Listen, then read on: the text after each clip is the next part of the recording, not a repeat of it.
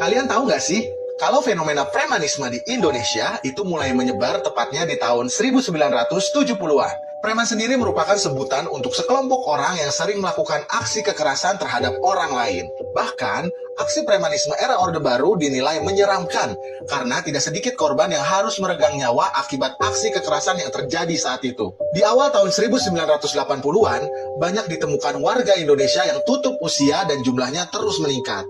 Geram dengan aksi premanisme yang terus bertambah, Panglima ABRI kala itu Jenderal Leonardus Benjamin Meordani mulanya menyalahkan kasus ini kepada para geng atau preman. Namun, secara tiba-tiba dan misterius, karena tidak adanya pemberitahuan kepada publik, operasi penembakan misterius atau biasa disebut Petrus jadi langkah untuk menekan angka kriminalitas. Operasi Petrus dilakukan pada Maret 1983 yang dikomandoi oleh Komandan Garnisun Yogyakarta, Letkol M. Hasbi. Petrus diperkirakan bermula di berbagai daerah di Yogyakarta pada tahun 1983. Orang-orang ditemukan tutup usia di pinggir jalan, di tengah jalan, atau di bawah jembatan. Tetapi, ada pula korban yang disembunyikan jasadnya. Mereka umumnya diindikasikan sebagai preman, atau kala itu di Yogyakarta tren dengan sebutan gabungan anak liar atau disingkat GALI. Korban biasanya tutup usia dengan luka tembak di kepala, tetapi belakangan kemudian ada juga dengan cara dicekik. Rupanya, peristiwa Petrus ini menurunkan angka kejahatan secara signifikan. Kejahatan di Yogyakarta menurun dari 57 menjadi 20%, dan di Semarang menurun dari 78% menjadi 50%. Rupanya, peristiwa Petrus ini menurunkan angka kejahatan secara signifikan. Kejahatan di Yogyakarta menurun dari 57% menjadi 20%, dan di Semarang menurun dari 78% menjadi 50%. Karena berhasil menekan angka premanisme, operasi Petrus terus dilanjutkan. Garnisun kemudian membuat daftar baru dan mengeluarkan ultimatum publik kepada semua preman untuk segera menyerah tanpa harus menyebutkan nama yang disiarkan dalam siaran TVRI. Pengumuman sekaligus ultimatum ini pun berhasil membuat ketar-ketir preman-preman. Berikut videonya.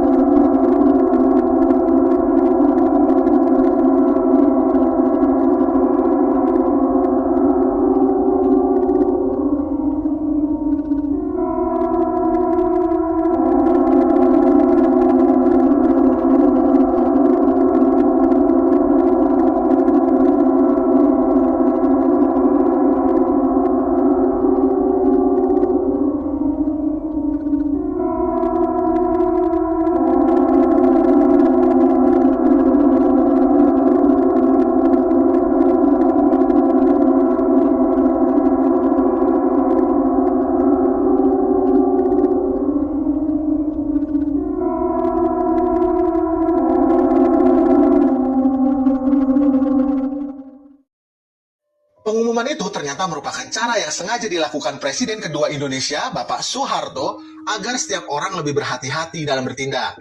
Pasalnya, tak hanya preman, pada akhirnya masyarakat Indonesia bingung dan ketakutan dengan daftar misteri yang dibuat Garnisun. Apakah diri mereka termasuk penjahat atau tidak? Oleh karena itu, Operasi Petrus banyak mendapatkan kritikan karena dinilai melanggar hak asasi manusia atau HAM. Setelah menuai kontra dari beberapa orang dan mendapatkan tekanan internasional, Operasi Petrus berakhir pada tahun 1985. Aksi Petrus dianggap melanggar HAM karena telah membunuh orang-orang tanpa diadili melalui jalur hukum.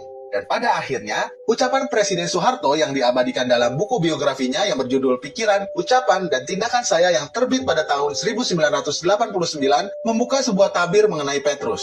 Ya, harus dengan kekerasan.